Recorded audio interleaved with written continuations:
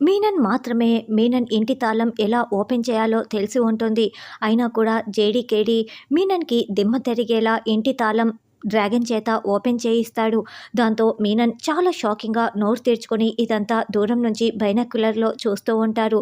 చూడు డ్రాగన్, నువ్వు లోపలికి వెళ్ళావు కదా, మీనన్ ఇంటి లోపల నుండి నువ్వు మళ్ళీ బయటికి వచ్చి నువ్వు మాట్లాడే మాటలకి మీనన్కి దిమ్మ తిరిగిపోవాలి. మీనన్ వెన్నులో వణుకు పుట్టాలి. జనాల ముందుకు రావడం తప్ప వేరే ఆప్షనే లేదని వాడు రియలైజ్ అవ్వాలి.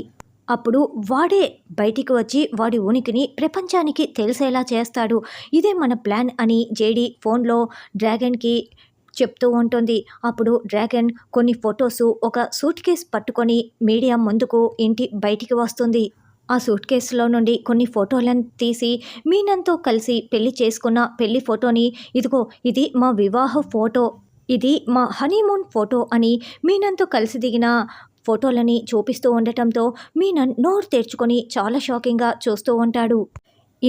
ఇది మా మ్యారేజీ సర్టిఫికేట్, నేను మీనన్ భార్యనే కాదా అని మీరు ఆధారాలు అడిగారు కదా, వివాహ ఫోటోలు, హనీమూన్ ఫోటోలు, మ్యారేజ్ సర్టిఫికేట్ని కూడా చూపించాను కదా, ఇప్పటికైనా మీకు నమ్మకం వస్తోందా? అందుకే గవర్నమెంట్ వాళ్ళకి సహకరించి సీజ్ చేసిన ఆస్తుల్లో మా వంతు వాటా తీసుకొని మిగతాది అనాథలకు పంచాలని గవర్నమెంట్కి నేను చెప్పాను. గవర్నమెంట్కి సహకరిస్తే ఇదే తీర్మానం ఇచ్చారు, కాబట్టి ఇదే నేను చేయదలుచుకున్నది అని డ్రాగన్ చెప్తూ ఉంటే, రే ఆస్తి అంతా అనాథలకి పంచి ఇచ్చేస్తుందంటరా, అసలు ఎవర్రా ఇదంతా చేస్తున్నది, చెప్పరా అంటూ అభిపై మీనన్ మండిపడుతూ ఆలోచిస్తూ ఉంటాడు. నేనే అంటూ ధాత్రి చెప్తూ ఉంటుంది. మరి మీనన్ ఏ విధంగానైనా ప్రపంచం ముందుకు వస్తాడా అన్నది రానున్న ఎపిసోడ్లో తెలుసుకుందాం.